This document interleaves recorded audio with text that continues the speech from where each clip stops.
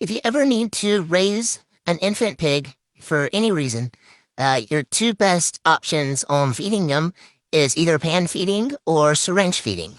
That's what I'm doing right now. So syringe feeding, I'm able to control how much fluid goes into his mouth. That way he doesn't aspirate. You never bottle feed a piglet.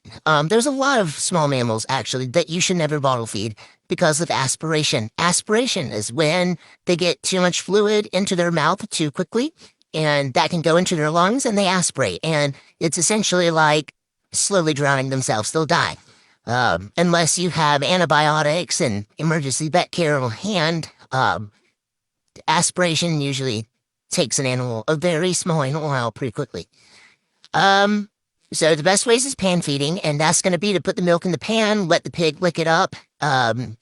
But even then, they can still sometimes get excited and stick their whole nose in it and snort up the milk. Not a very smart thing to do, but so aspiration is still kind of common with that.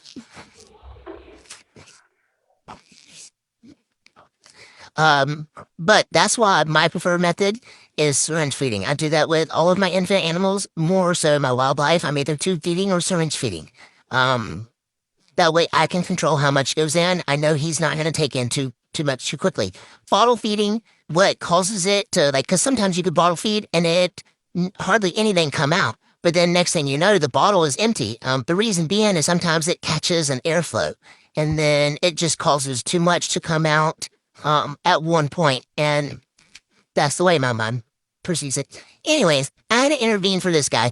Best thing ever, though, is if a baby can stay with mama, keep baby with mama.